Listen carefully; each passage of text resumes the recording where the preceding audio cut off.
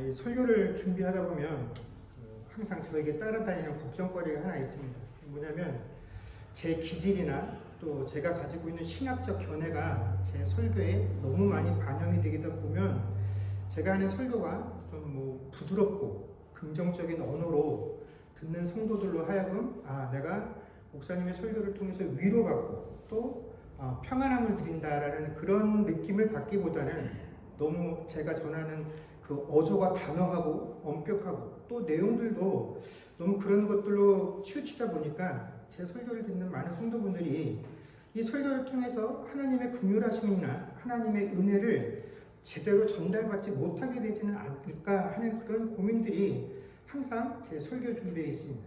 근데 얼마 전에 저희 집사람하고 아침 식사를 하다가 1월 첫째 주에 했던 설교의 내용을 가지고 얘기를 하게 됐습니다.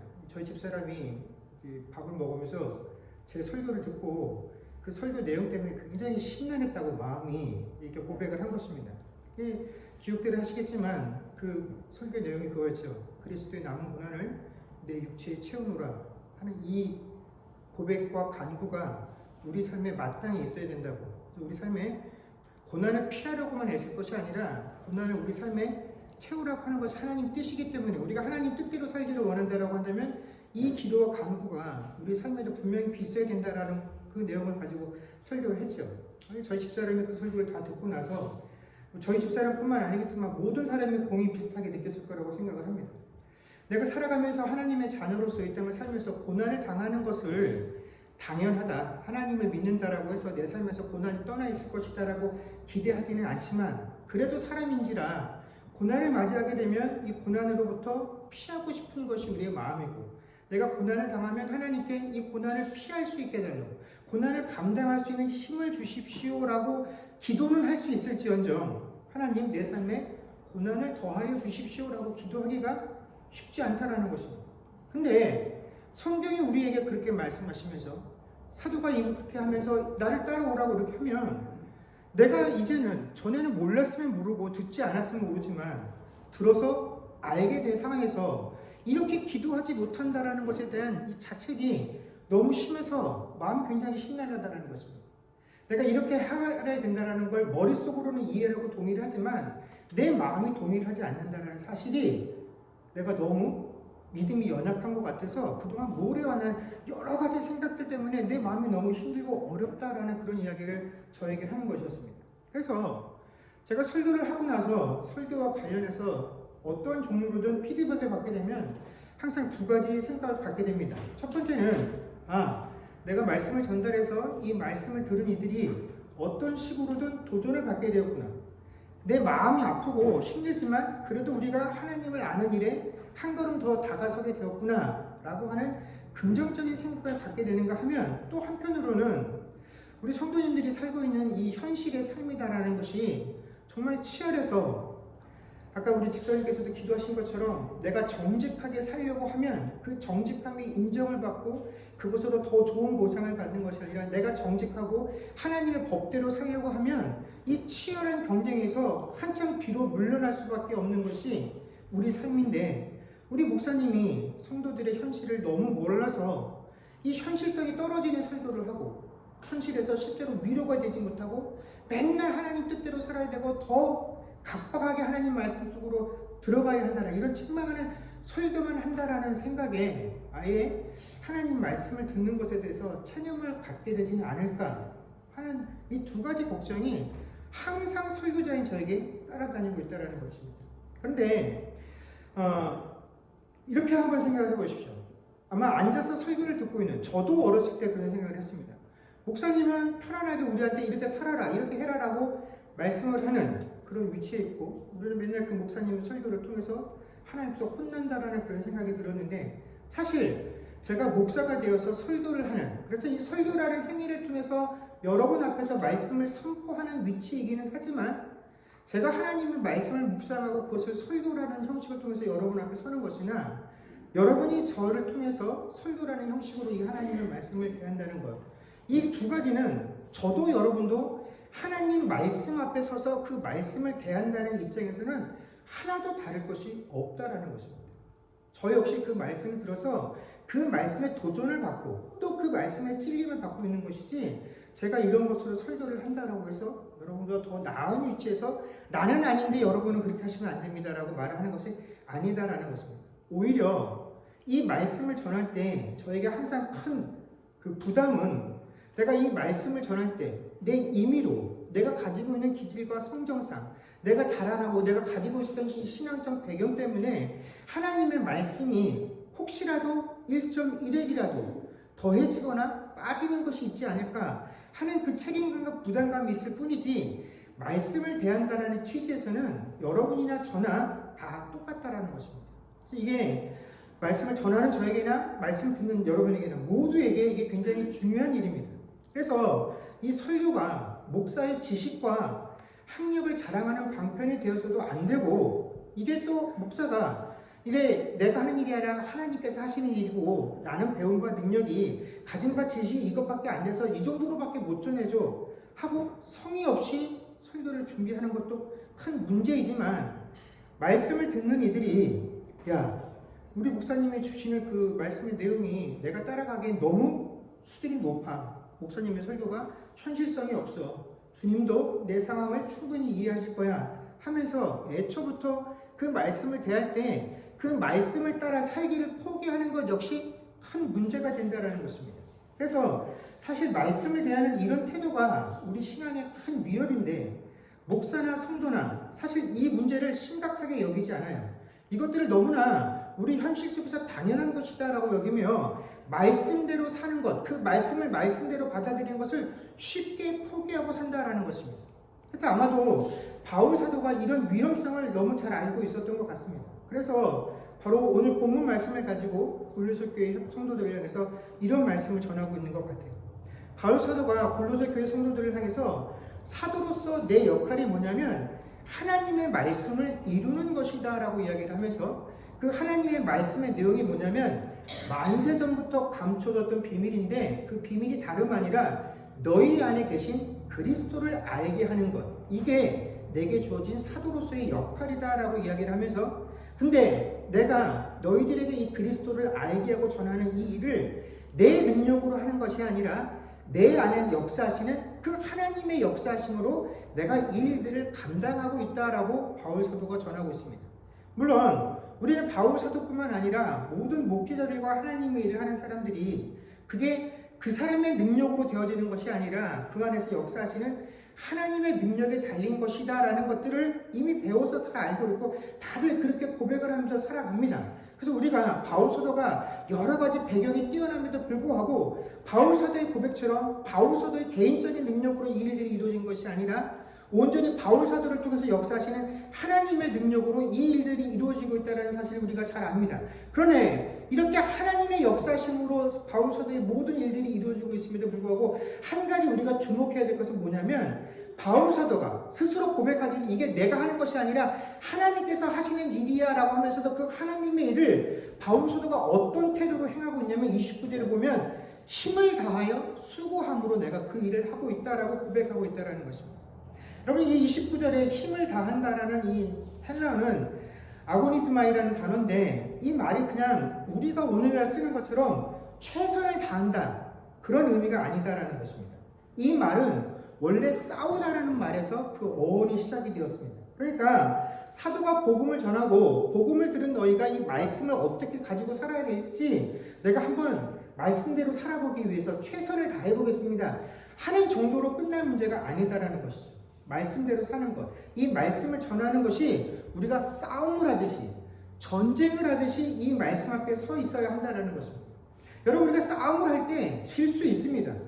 능력이 안 되면, 힘이 딸리면 질 수 있죠. 그러나 싸움터에 나가는 사람은 내 적이 누구인지는 분명히 알아야 됩니다. 그리고 내가 이 싸움터에 나가는 이유는 싸워서 질 수는 있지만 내가 싸우러 나가는 이유는 이기기 위함이라는 그 사실, 내 싸움의 목적이 이기기 위함이라는 이 사실도 분명히 알아야 한다는 것입니다. 자, 이런 관점을 가지고 우리가 이 힘을 다하여라는 내용을 살펴보게 되면 우리가 세상을 살아가면서 하나님께서 우리에게 주신 그 말씀에 온전히 순종하며 살아가는 데 실패할 수 있습니다. 그러나 우리는 그 말씀을 가지고 세상 앞에 나아갔을 때 내가 이 말씀을 가지고 대접해야 될 내 대상이 누구라는 것을 분명히 알고 있어야 한다는 것입니다. 그리고 이 말씀을 가지고 내가 대접 앞에 나갔을 때 저도 좋다라는 심정으로 가는 것이 아니라 꼭 싸워서 이겨야 되는 내게 주어진 본분이라는 사실을 알고 나아가야 한다는 것입니다. 그래서 오늘 당장은 그 싸움에서 한 번 질 수 있으나 내일 똑같은 상황과 똑같은 이유들 가지고 싸움터에 나갔을 때는 또 져서는 곤란하다라는 것이죠. 그래서 이게 내 능력이 밖에 이래서 어쩔 수 없어. 그러면서 미리 우리가 지는 싸움을 받아들여서는 안 된다는 것입니다. 이것이 말씀을 대해야 되는 우리의 입장이다라는 것입니다. 또 수고한다라는 이 의미도 단순히 내가 애를 쓴다라는 의미가 아니라 피곤하게 되다, 지치다라는 뜻에서부터 출발한 단어입니다. 그러니까 이 표현이 뭐냐면 내가 하나님 말씀대로 살면 좋지만 그래도 말씀에 얽매이지 않고 적당하게 요령껏 살겠다라는 것이 아니라 말씀대로 살기 위해서 뭐 하겠다라는 겁니까? 내가 피곤하게 살겠다라는 것입니다. 내가 말씀대로 살기 위해서 이 세상에서 지치게 되겠다라는 그 의미인 것입니다. 말씀을 쫓아가기 위해서 그렇게 애쓰고 지칠 만큼 내가 말씀을 지키기 위한 노력들이 내 삶에 동반되어졌다라는 것입니다. 그리고 골로새 교회 성도들을 향해서 너희가 하나님 말씀 앞에 그 말씀을 따라 살겠다라고 하는 너의 자세가 어때야 되냐면 너희가 이뤄야 된다는 것입니다.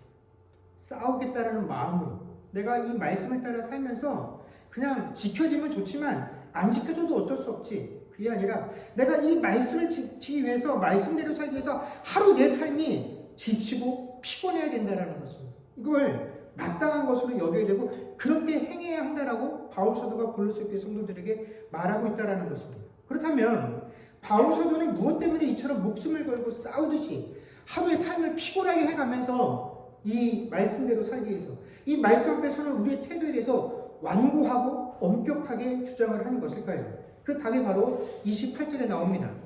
바울 사도가 말씀을 전하는 사역, 또 말씀을 들은 우리가 말씀을 가지고 대하는 태도에 대해서 왜 이렇게까지 해야 되니 그 궁극적인 목적을 뭐라고 밝히고 있냐면 각 사람을 그리스도 안에서 완전한 자로 세우려 함이니라라고 밝히고 있다는 것입니다. 그저 우리가 그리스도인이 되어서 구원받아서 적당히 하나님의 사랑을 받아 그런 것이 우리를 구원하신 목적이 아니라 말씀을 우리에게 맡기신 목적이 아니라 우리에게 말씀을 맡기실 때 그 목적은 뭐냐면 우리로 하여금 각 사람을 한 사람도 빠짐없이 그리스도 안에서 완전한 자로 세우시려 하셨기 때문에 우리에게 말씀을 맡기신다라는 것입니다. 그리고 성도들을 이렇게 완전한 자로 세우는 일은 권하는 것과 가르치는 것을 통하여 이루어진다라고 말씀하고 있다는 것입니다. 여기 보면 권하는 이라는 말로 번역이 되어 있어서 우리말 어감으로 하면 참 부드럽고 유한 단어인 것 같지만 이 권한다라는 것은 원래 의미는 훈계하다라는 의미입니다. 그래서 구약 성경에 보면 이 단어가 하나님께서 이스라엘 백성들을 징계하실 때, 고치실 때, 그들의 삶을 뜯어 고치실 때 사용되는 이 단어가 바로 이 권한다라는 단어의 의미인 것입니다. 그러니까 하나님께서는 우리를 권한다라고 성경이 번역을 해놨지만 해볼래? 한번 해봐. 이런 의미가 아니라 해. 안 하면 어떻게 해요?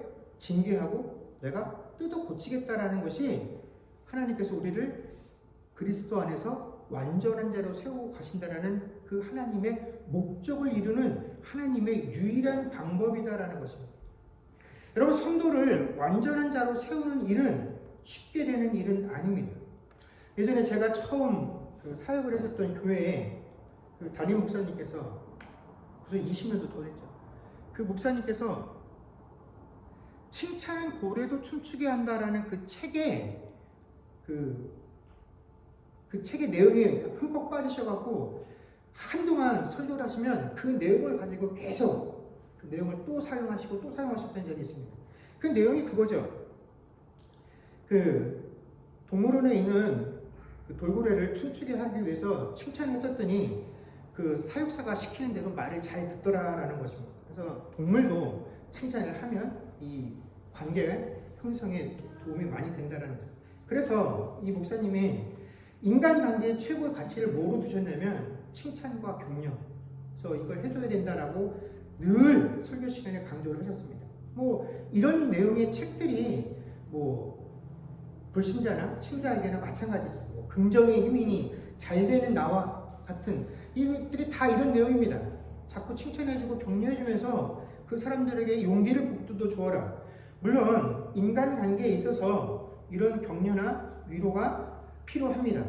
이것이 도움이 됩니다. 그런데 이것이 인간 사이의 관계에 있어서 불필요하게 그 사람을 깎아내리지 않기 위해서 그 사람의 정당함을 인정해주고 또 아직 미숙한 내 자녀들이나 어린 세대나 나보다 아직 미숙한 모든 사람들에게 더 잘할 수 있도록 나도 그런 것들을 겪어왔다는 것을 알려주기 위해서는 격려나 위로가 필요하지만 이게 하나님과의 관계에 있어서도 당연한 것으로 여겨져서 하나님 내가 죄를 지어도 나를 책망하지 마십시오. 하나님 내 죄를 지적하지 마십시오. 내가 무엇을 하든 어떻게 살든 나를 무조건 용서하시고 나를 포용하시고 나를 위로하시고 격려해 주십시오. 그래야 사랑의 하나님이다라고 우리가 요구하는 단계까지 이르게 되었다는 것입니다.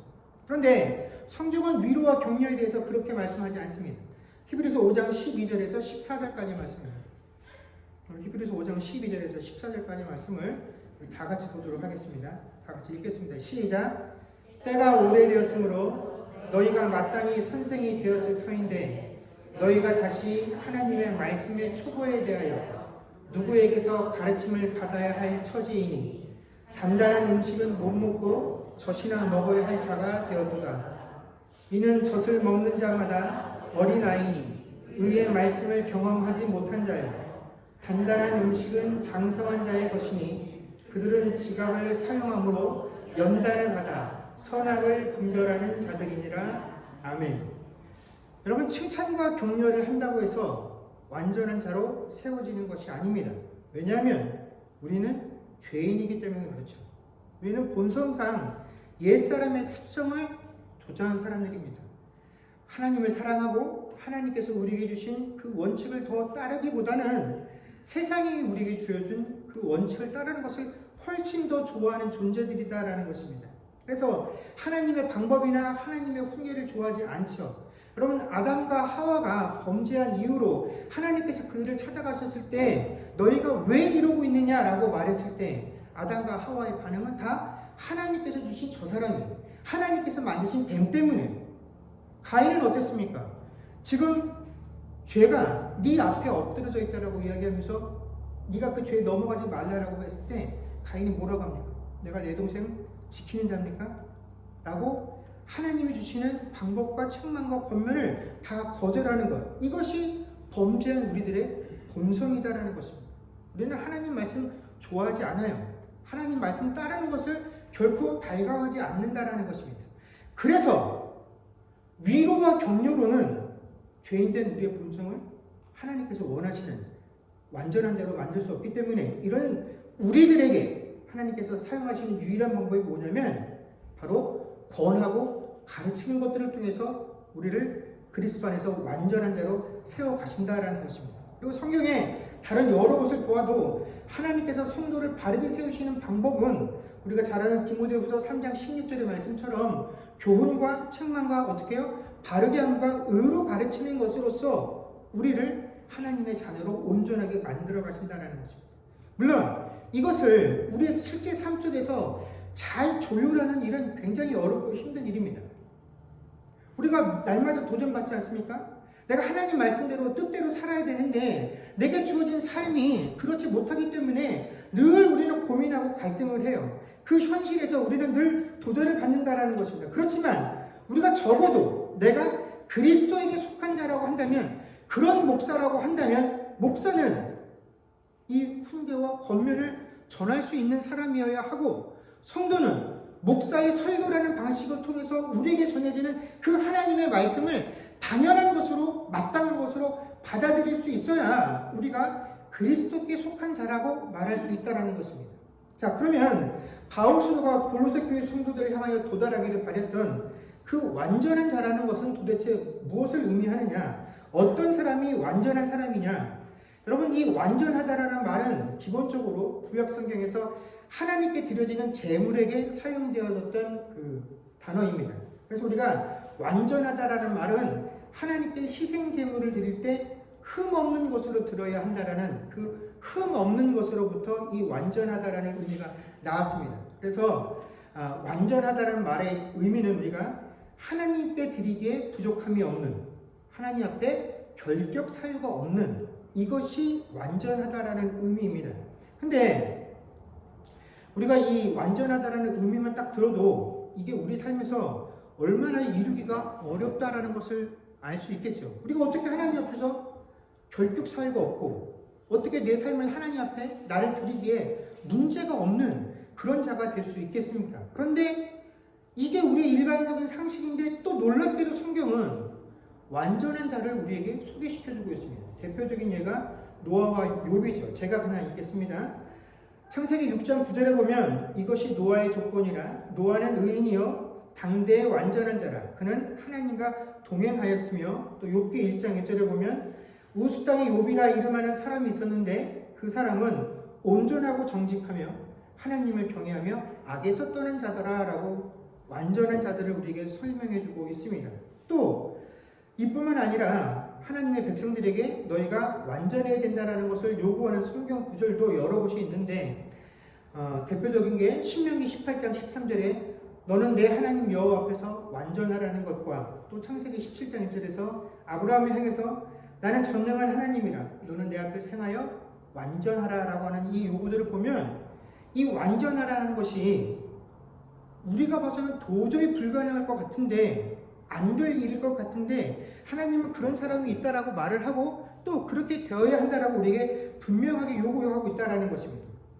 그러다 보니까 내가 살고 있는 현실, 내가 나를 들여다보면 도무지 이 완전함 근처에 도달할 수 없는데 어떻게 성경에 완전한 자라고 등장을 하고 이렇게 완전해야 된다라고 요구하느냐? 그렇다면 성경에서 하나님께서 우리에게 요구하시는 이 완전함이라는 것이 진짜 우리가 생각하는 것처럼 완벽 무별하게 결격 사유가 하나도 없는 진짜 흠없는 것을 말씀하시는 것이 아니라 단지 종교적인 기준에서 종교적인 표현으로 우리에게 세상에 안 믿는 사람들보다 좀 더 도덕적이고 좀 더 윤리적이고 좀 더 하나님 앞에 신실한 그런 수준을 우리에게 살라라고 요구하시는 게 완전함 아니냐라고 생각할 수도 있지만 이런 우리의 생각이 틀렸다라는 것을 예수님께서 직접 이렇게 말씀해 주시죠.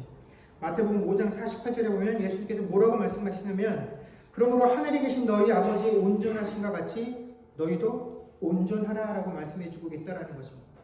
예수님께서 유대인들이 우리는 완벽할 수 없어요. 그래서 우리가 하나님 앞에 이렇게 신실하게 살려고 애쓰니까 이 우리의 노력만으로도 가상하지 않아요?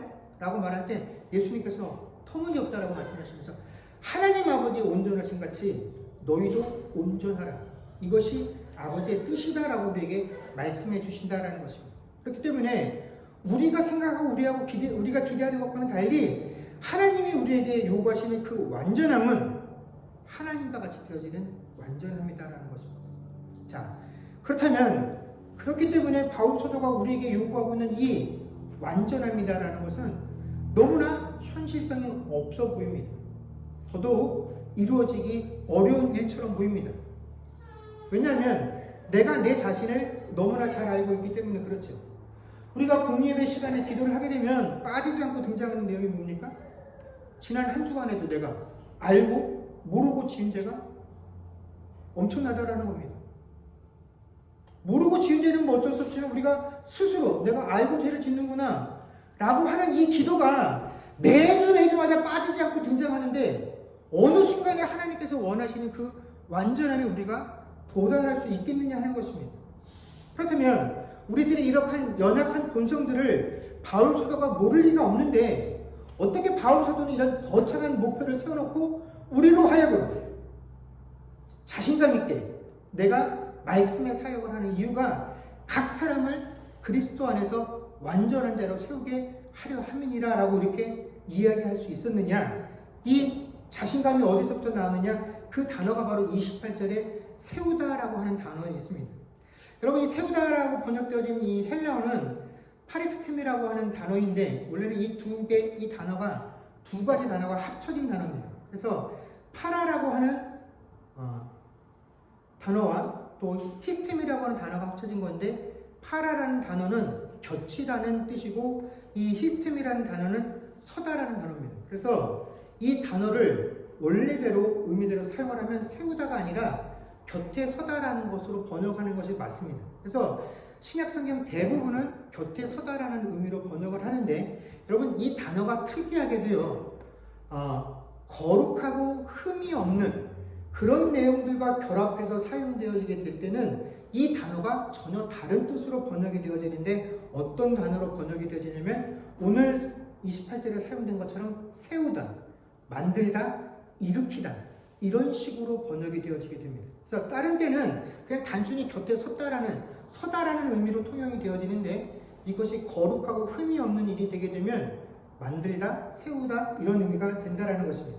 그래서 이런 뜻이 또 어디에 쓰이게 되냐면 골로새서 1장 22절에 보면, 이제는 그의 육체의 죽음으로 말미암아 화목하게 하사 너희를 거룩하고 흠없고 책망할 것이 없는 자로 그 앞에 세우고자 하셨으니 라고 할 때 그 세우고자가 이 단어이고요. 또 에베소서 5장 27절에 보면 자기 앞에 영광스러운 교회로 세우사 티나 주름 잡힌 것이나 이런 것들이 없이 거룩하고 흠이 없게 하려 하심이라. 아멘.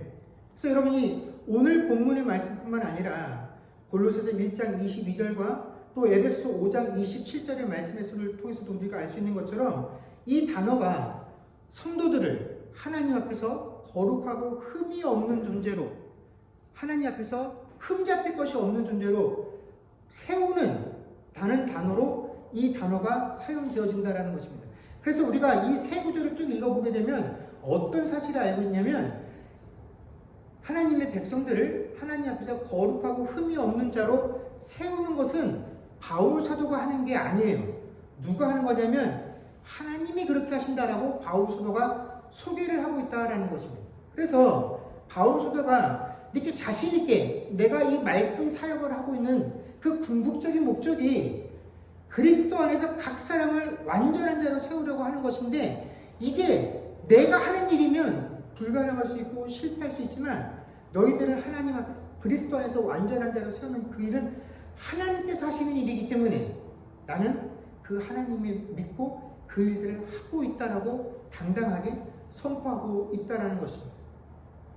사랑하는 성도 여러분, 우리는 누가 뭐라고 그래도 그리스도 안에서 완전한 자에 도달해야 합니다.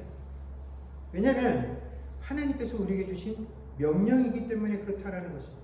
그런데 이 완전해진다라는 것이 우리의 영역이 아니라, 내가 할 수 있는 영역이 아니라 하나님에게 속한 영역이기 때문에 이 완전해진다라는 그 단어, 완전해지라고 하는 이 하나님의 요구가 우리에게 너무나 터무니없고 까마득히 멀리 떨어져 있는 것처럼 보인다라는 것입니다. 왜냐하면 내가 내 수준을 알기 때문에 그렇죠. 내가 내 능력을 알기 때문에 그렇다는 것입니다. 내 의지력이 얼마나 약한지 알고 있고, 내가 얼마나 쉽게 결단하고 결심하는 것처럼 또 그것보다 더 쉽게 내 결심과 결단들을 포기하는 존재라는 것. 나는 거룩을 향한 열정이 있지만 그 열정을 유지할 만한 그런 인내심이 부족한 자라는 것. 나는 하나님도 사랑하지만 그 하나님보다 세상을 더 사랑하는 존재다라는 것을 내가 너무나 잘 알고 있기 때문에 하나님께서 내게 요구하시는 그 완전함에 도달하는 것이 불가능한 것처럼 보인다라는 것입니다. 그런데 그렇기 때문에 하나님께서 우리에게 택하신 방법이 뭐냐면 우리를 향하여 끊임없이 훈계하고 책망하신다라는 것입니다. 하나님께서 우리에게 위로와 격려의 말씀으로 잘 될 거야, 넌 잘할 거야, 지금 넘어졌지만 그렇게 말씀해 주시지 않는다는 것입니다. 하나님께서는 우리에게 지금보다 더 단단한 식물을 우리에게 던져주신다는 것입니다. 하나님이 이것도 내가 먹고 소화하기 힘들어요. 근데 하나님이 그래? 그러면 지금은 내가 연약한 걸 줄게. 아니라는 것입니다. 그보다 더 단단한 것들을 우리에게 던져주시고 이것들을 우리에게 소화하라고 요구하신다는 것입니다. 네가 예수 믿은 지가 몇 년이 되었냐? 네가 이 정도의 직분이 되었냐? 교회에서 이런 일들을 감당하고 있느냐?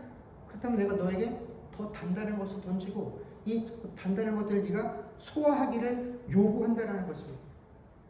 우리는 하나님을 찾을 때 지쳐서 힘들고 엎드러진 나를 하나님이 등 두들겨주면서 괜찮아, 내가 대신 다 해줄게, 걱정하지 마, 내가 앞서가면서 모든 문제를 해결해줄게, 이런 달콤하고 이런 힘이 되는 이야기를 듣고 싶어 하지만 하나님은 그것보다 우리에게 더 성실하라고, 더 근면하라고, 더 인내하라고, 더 하나님 말씀 앞에 충성하라고 요구하신다는 것입니다.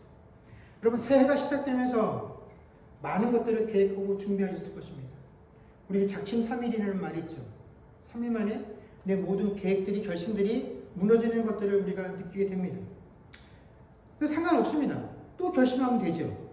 또 결심한 것들을 이루기 위해서 애쓰면 되죠. 근데 우리가 이 새로운 새해를 맞이하면서 결심할 때 그 결심 안에 우리는 그리스도인이기 때문에 신앙인으로서 내 신앙의 진보를 위한 결심들도 분명히 포함되어 있을 것입니다. 올해는 뭘 좀 해보자. 올해는 이걸 해보자. 그러나 우리가 이미 수년 혹은 수십 년의 경험들을 통해서 이것이 쉽지 않다는 것들을 잘 알고 있습니다. 경건을 향한 열정, 하나님을 향한 소망, 완전을 위한 욕구가 쉽사리 좌절된다라는 그 절망감들을 우리가 수차례 경험했고, 이걸 쉽게 포기하는 것이 우리의 현실이라는 것들을 우리가 너무나 잘 알고 있습니다. 그런데 그런 우리들에게 이 말씀을 통해서 하나님께서 다시 한번 가르쳐 주시는 내용은 뭐냐면, 그런 우리들의 연약함과 무능함 뒤에 이런 나의 부족함에도 불구하고 우리를 완전함으로 이끄시기 위해서 우리에게 독생자 예수를 내어주신 하나님께서 계시다라는 사실입니다. 그래서 그 하나님께서 오늘도 우리에게 이 말씀을 통하여 권면하시고 훈계하시면서 결국 우리를 어떻게 해요? 완전한 자로 세워 가신다라는 것입니다. 여러분, 그 하나님을 믿고 의지하고 신뢰하며 그 하나님께서 우리에게 주신 그 약속들을 기억하며 하나님의 권하심과 그 가르치심에 따라 순종하며 나아갈 수 있는 저와 여러분들이 또 올 2026년 한 해가 되기를 주의 이름으로 간절히 축원합니다. 기도하겠습니다.